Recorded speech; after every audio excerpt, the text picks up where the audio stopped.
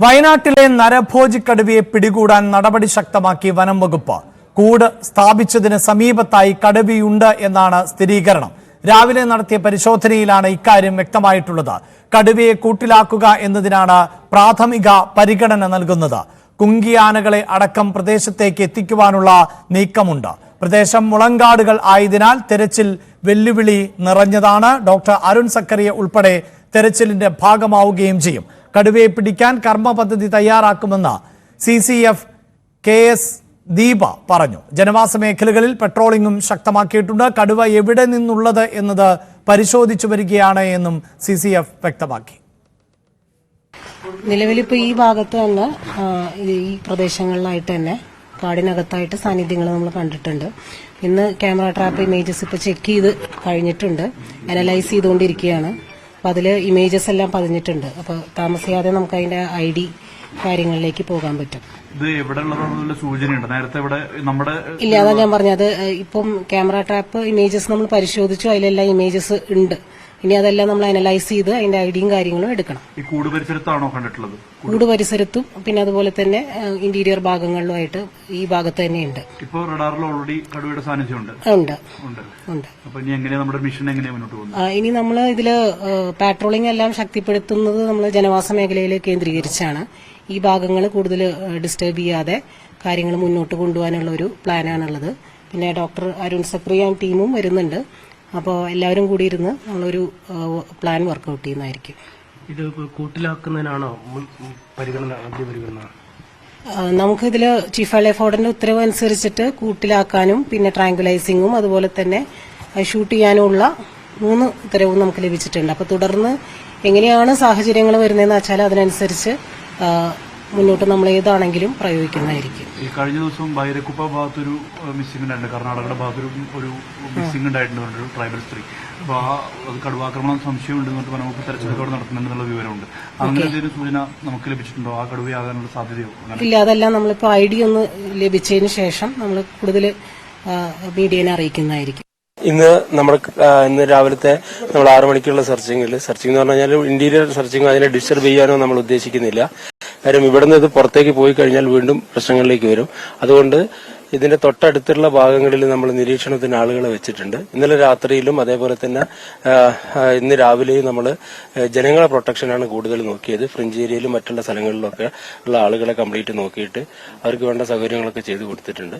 പിന്നെ രണ്ടാമത്തെ കേസ് എന്താണെന്ന് പറഞ്ഞാൽ ഉച്ചയോട് കൂടിയിട്ട് നമ്മൾ വെറ്റിനറി ടീം മാത്രം ഒരു സെർച്ചിങ്ങിന് പോകും.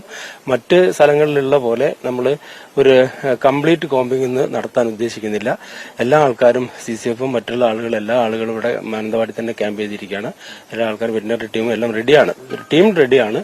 ഏത് നിമിഷം വേണമെങ്കിലും നമുക്ക് കോമ്പ് ചെയ്യാനും ആളുകളെ ഇതാക്കാനുള്ളൊരു ശ്രമത്തിലാണ് നമ്മളുള്ളത്. പിന്നെയുള്ള കേസ് എന്താണെന്ന് പറഞ്ഞു കഴിഞ്ഞാൽ ഇതിന്റെ പ്രസൻസ് ഇവിടെ തന്നെയുണ്ട്. നമ്മളെ ഫോറസ്റ്റിന്റെ അടുത്ത് തന്നെ ഇതിന്റെ പ്രസൻസ് ഉണ്ട്. അതിനുശേഷം ഡാറ്റിംഗ് ചെയ്യാനോ അല്ലെങ്കിൽ അതിനുശേഷം നോക്കിയിട്ട് പിടിക്കാനുള്ളൊരു പരിപാടിയിലാണ് നമ്മൾ മൂവ് ചെയ്തുകൊണ്ടിരിക്കുന്നത്. മറ്റുള്ള സ്ഥലങ്ങളിൽ കാണുന്ന പോലെ ഒരു കോമ്പാക്ട് ആയിട്ടുള്ള ഒരു കോമ്പിങ് നമ്മളിവിടെ ഉദ്ദേശിക്കുന്നില്ല. അത് ഇവിടുന്ന് പുറത്തേക്ക് പോയി കഴിഞ്ഞാൽ മറ്റുള്ള സ്ഥലത്ത് നമ്മൾ ഈ കാര്യങ്ങളൊക്കെ A to Z സ്റ്റാർട്ട് ചെയ്യേണ്ടി വരും. അതുകൊണ്ട് ഇവിടെ തന്നെ നിലനിർത്താനുള്ള പരിപാടിയാണ് ചെയ്യുന്നത്. ഇതിന്റെ 4 ഭാഗത്ത് നമ്മൾ ആളുകളൊക്കെ ഇന്നും ഫുൾ ടൈം പെട്രോളിംഗ് ഇന്ന് നാളെയും എല്ലാ ദിവസങ്ങളും നമ്മളിത് കേജ് ചെയ്യുന്നത് വരെയുള്ള പെട്രോളിംഗ് നടന്നുകൊണ്ടിരിക്കും. അതോടൊപ്പം തന്നെ ഡ്രോണ് നമ്മൾ ഏകദേശം 38 ക്യാമറകൾ ഓൾറെഡി വെച്ച് കഴിഞ്ഞിട്ടുണ്ട്. അതിൽ ഇന്ന് 6 ലൈവ് സ്ട്രീം ക്യാമറകളും കൂടെ വെക്കുന്നുണ്ട്. അത് കൂടാതെ പെട്രോളിംഗ് ടീം 2 RRT ടീമുകൾ എത്തുന്നുണ്ട്. മറ്റ് ഡിവിഷനുകളിലെ സ്റ്റാഫും വൈൽഡ് ലൈഫും അതേപോലെ തന്നെ സൗത്ത് വയനാട് അവിടെയൊക്കെയുള്ള എല്ലാ സ്റ്റാഫും ഇവിടെ നമ്മൾ കോമ്പിങ്ങിനായിട്ട് ഇവിടെ സജ്ജീകരിച്ചു വെച്ചിട്ടുണ്ട്. വാർത്തയുടെ വിശദാംശങ്ങളുമായി MS അനീഷ് കുമാറാണ് ചേരുന്നത്. അനീഷ്, ഊർജിതമായ ശ്രമം നടക്കുന്നുണ്ട് കടുവയെ പിടികൂടാൻ. പക്ഷേ കടുവ ഇപ്പോഴും ആ പരിസരത്തുണ്ട് എന്നതിനപ്പുറത്തേക്ക് ഈ സംഘത്തിന് മറ്റു വിവരങ്ങൾ ശേഖരിക്കാൻ സാധിക്കുന്നില്ല. ദൃഷ്ടിയിൽപ്പെട്ടാൽ തന്നെ വെടിയുതിർക്കും എന്ന് വ്യക്തമാക്കുകയും ചെയ്യുന്നുണ്ട്. ഇപ്പോൾ എങ്ങനെയാണ് ഈ ദൗത്യസംഘം മുന്നോട്ടു പോകുന്നത്?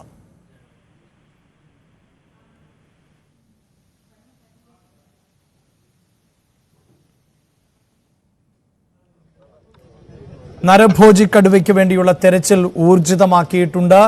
അരുൺ സക്കറിയുടെ നേതൃത്വത്തിലുള്ള സംഘം ഉൾപ്പെടെ സ്ഥലത്ത് എത്തും. കടുവയെ പിടികൂടുന്നതിന് വേണ്ടിയുള്ള കൂടുകൾ സ്ഥാപിച്ചിട്ടുള്ള ആ പ്രദേശത്ത് തന്നെ കടുവയുടെ സാന്നിധ്യം ഉണ്ട് എന്നാണ് മനസ്സിലാക്കാൻ സാധിക്കുന്നത്. കൂടുതൽ സംവിധാനങ്ങൾ ഒരുക്കിക്കൊണ്ടാണ് കടുവയെ പിടികൂടുവാനുള്ള ശ്രമം നടക്കുന്നത്. നേരത്തെ CCF സൂചിപ്പിച്ചതുപോലെ കടുവയെ കെണിവെച്ച് പിടിക്കുന്നതിന്, മയക്കുവെടി വെക്കുന്നതിന്, ആവശ്യമെങ്കിൽ കടുവയെ വെടിവെച്ച് കൊല്ലുന്നതിന് അടക്കമുള്ള ഉത്തരവുകൾ ലഭ്യമായിട്ടുണ്ട് എന്നാണ് വ്യക്തമാക്കുന്നത്. അതനുസരിച്ച് എന്താണോ സാഹചര്യം അതിനനുസരിച്ചായിരിക്കും വരും മണിക്കൂറുകളിൽ ദൗത്യസംഘം മുന്നോട്ടു പോവുക എന്ന് വേണം നമുക്ക് മനസ്സിലാക്കാൻ.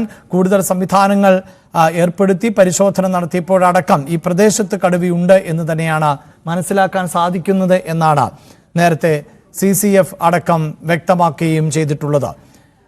നരഭോജി കടുവയ്ക്ക് വേണ്ടിയുള്ള തെരച്ചിൽ ഊർജിതമാണ്. ഇന്നലെ വലിയ തോതിൽ ഉള്ള പ്രതിഷേധം ആണ് ജനങ്ങളുടെ ഭാഗത്ത് നിന്ന് ഉണ്ടായത്. കടുവയെ പിടികൂടും അല്ലെങ്കിൽ വെടിവെച്ച് കൊല്ലും എന്ന ഉറപ്പ് ലഭിച്ചതിന് ശേഷം മാത്രമായിരുന്നു ആളുകൾ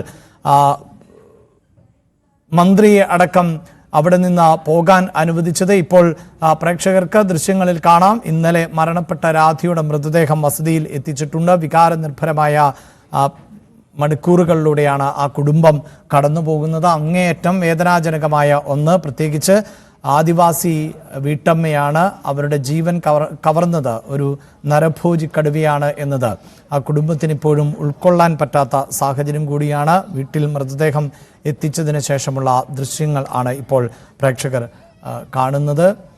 അതേസമയം കടുവയ്ക്ക് വേണ്ടിയുള്ള തെരച്ചിൽ ഊർജിതമാണ്. കടുവയെ ജീവനോടെ പിടികൂടാൻ സാധിക്കുന്നില്ല എങ്കിൽ വെടിവെച്ച് കൊല്ലാൻ അടക്കം ഉത്തരവുണ്ട്. ആ ഒരു പശ്ചാത്തലത്തിൽ എങ്ങനെയൊക്കെ കടുവയെ കീഴ്പ്പെടുത്താമോ അതിനുള്ള എല്ലാ സാധ്യതകളും തിരയുന്നു എന്നാണ് നേരത്തെ CCF ദീപ അടക്കം വ്യക്തമാക്കിയത്. MS അനീഷ് കുമാർ ചേരുന്നുണ്ട്. അനീഷ്, പുതിയ സംവിധാനങ്ങൾ, കൂടുതൽ നിരീക്ഷണ ക്യാമറകളൊക്കെ സ്ഥാപിച്ച് കടുവയുടെ സാന്നിധ്യം ഉറപ്പിക്കുന്നുണ്ട്. പക്ഷേ സ്പോട്ട് ചെയ്യാൻ ഇപ്പോഴും സാധിച്ചിട്ടില്ലല്ലോ. എന്താണ് മറ്റു വിവരങ്ങൾ?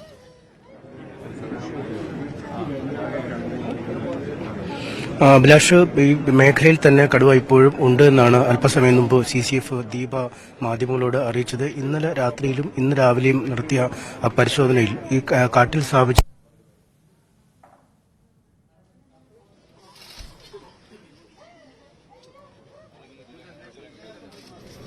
നരഭോജി കടുവയ്ക്ക് വേണ്ടിയുള്ള തെരച്ചിൽ ഊർജിതമാണ്.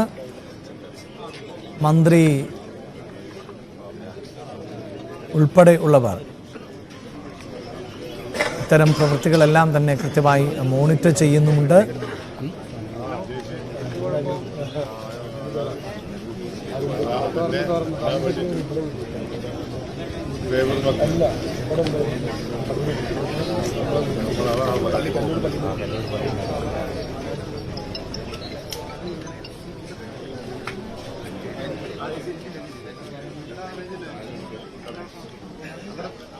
നരഭോജിക്കടുവയ്ക്കായുള്ള തെരച്ചിൽ തുടരുമ്പോൾ രാധിയുടെ മൃതദേഹം വീട്ടിലേക്ക് എത്തിക്കുകയും ചെയ്തിട്ടുണ്ട്. അവിടെ വികാരനിർഭരമായ മണിക്കൂറുകൾ ആണ് കടന്നു പോകുന്നത്. അനീഷ് കുമാർ തുടരുന്നുണ്ട്. അനീഷ്, നമുക്ക് ഈ കടുവയെ പിടികൂടുന്നതുമായി ബന്ധപ്പെട്ട വിവരങ്ങളിലേക്ക് വരുന്നതിന് മുമ്പ് ഇപ്പോൾ അങ്ങേയറ്റം വൈകാരികമായ കാഴ്ചയാണ് രാധിയുടെ വീട്ടിൽ നിന്നുള്ളത്. ഒരിക്കലും പ്രതീക്ഷിക്കാത്ത ഒരു മരണം ആണ് അവിടെ സംഭവിച്ചിട്ടുള്ളത്. എന്താണ് അവിടുത്തെ ഒരു പശ്ചാത്തലം?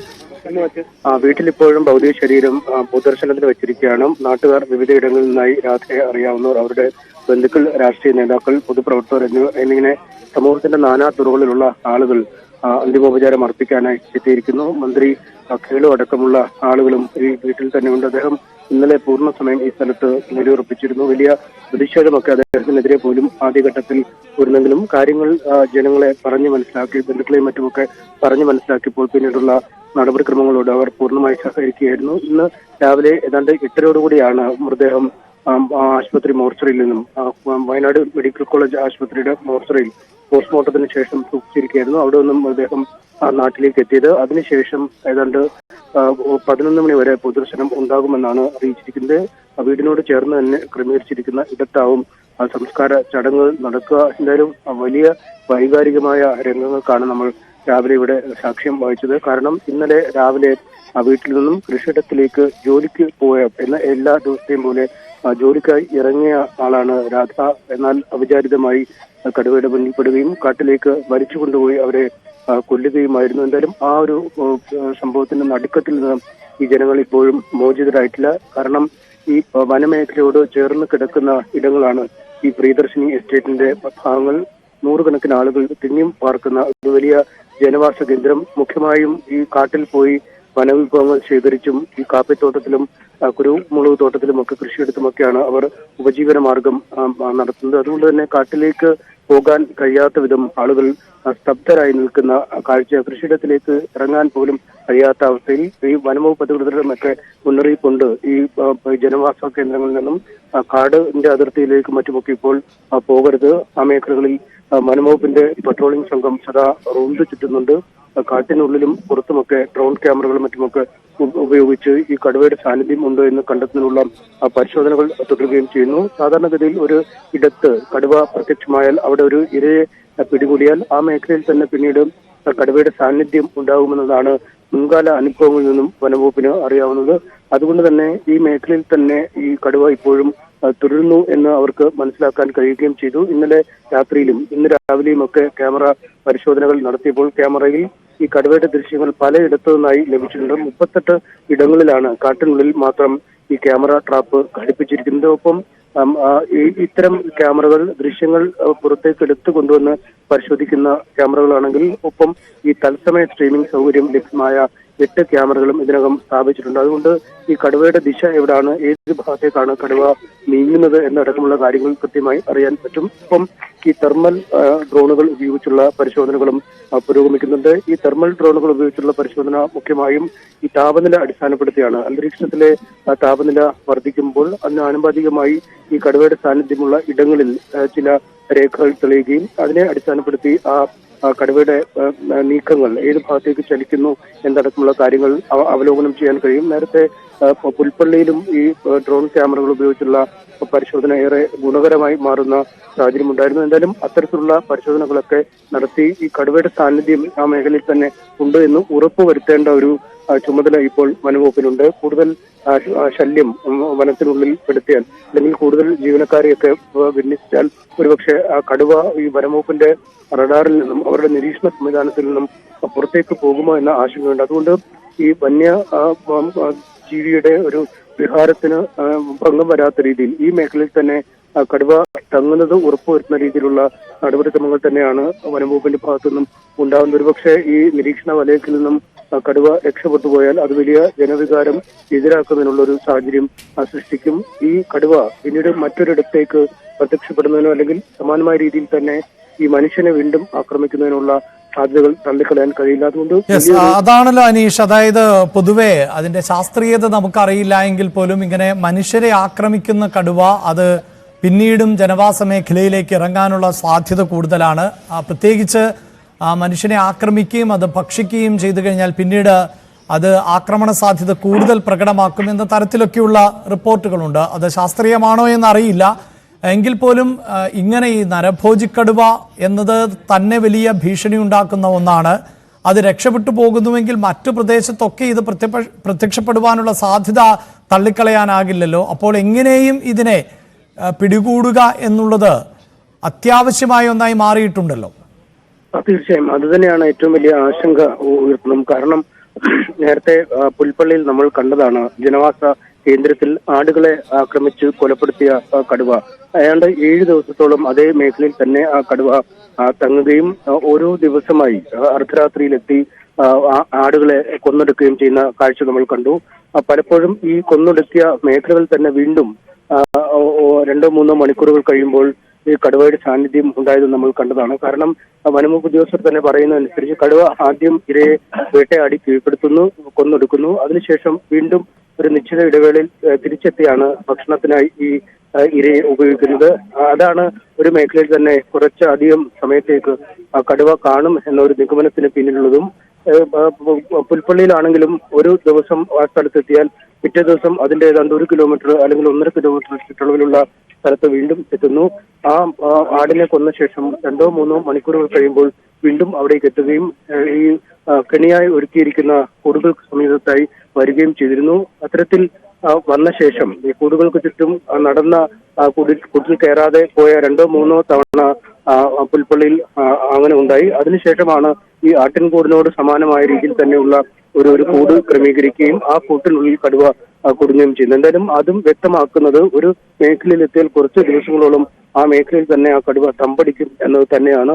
ഇവിടെയും ഈ കടുവയും ഈ മേഖലയിൽ തന്നെ കുറച്ചു ദിവസത്തേക്ക് ഉണ്ടാകും എന്നാണ് വനംവകുപ്പിന്റെ ഒരു നിഗമനം. ഒപ്പം നേരത്തെ അഭിലാഷ് പറഞ്ഞതുപോലെ ഈ ഒരു മനുഷ്യനെ ഭക്ഷിച്ചാൽ കുറച്ച് ദിവസങ്ങളിലേക്കെങ്കിലും ആ ഒരു ശീലം ആ കടുവയ്ക്ക് നിലനിൽക്കാനുള്ള സാധ്യതയാണ്.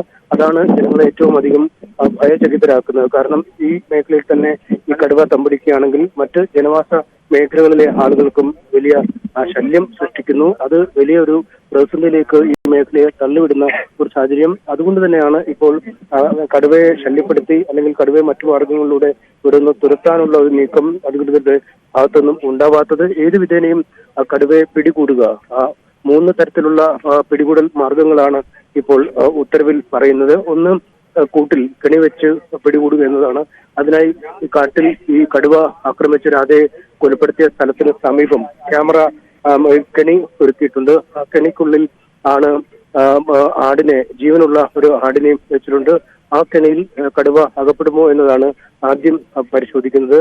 അതിനുശേഷമാണ് ഈ മയക്കുവെടി വെച്ച് കടുവയെ പിടികൂടുക എന്ന ഒരു മാർഗത്തിലേക്ക് അധികൃതർ തിരിയുന്നത്. അതിനായി chief veterinary surgeon Arun Zachariah അടക്കമുള്ള ഈ ഫോറസ്റ്റിന്റെ ഉന്നതരായ ഡോക്ടർമാർ, വെറ്റിനറി സർജന്മാരൊക്കെ ഉച്ചയ്ക്ക് മുമ്പായി സ്ഥലത്തെത്തും. അവരും ഈ ഫോറസ്റ്റ് ഉദ്യോഗസ്ഥരും തമ്മിലൊരു ചർച്ച, ഒരു ആശയവിനിമയം നടത്തിയ ശേഷമാവും ഒരു ആക്ഷൻ പ്ലാൻ, ഒരു കർമ്മ പദ്ധതി, ഏത് തരത്തിൽ വേണം കടുവയെ പിടിക്കാൻ എന്നത് സംബന്ധിച്ച ഒരു കർമ്മ പദ്ധതി ആവിഷ്കരിക്കുക. എന്തായാലും ആദ്യത്തെ ഒരു മുൻഗണന കൂടുവെച്ച് പിടികൂടുക എന്നത് തന്നെയാണ് എന്ന് ഫോറസ്റ്റ് ഉദ്യോഗസ്ഥർ വ്യക്തമാക്കിയിരുന്നു. അതാണ് ഏറ്റവും നല്ല മാർഗവും, കടുവയെ കെണിയിലകപ്പെടുത്താൻ ഏറ്റവും നല്ല മാർഗവും അതുതന്നെയാണ് എന്നാണ് വനംവകുപ്പ് ഉദ്യോഗസ്ഥർ പറയുന്നത്. ആ മാർഗം പരീക്ഷിച്ച് പരാജയപ്പെട്ടാലാവും കാട്ടിനുള്ളിലേക്ക് ഇറങ്ങുക. പക്ഷേ കാട്ടിനുള്ളിൽ പോയാലും ഈ ആനയും മറ്റുമൊക്കെ മയക്കോടി വെക്കുന്ന പോലെ അത്ര അനായാസമല്ല കടുവയെ വെടിവെക്കുന്നതാണ്. ഒന്നും ആരോഗ്യപരമായ പ്രശ്നങ്ങൾ സൃഷ്ടിക്കും. കാരണം ഈ ദൗത്യ സംഘത്തിന് നേരെയൊക്കെ ചിരി എടുക്കാൻ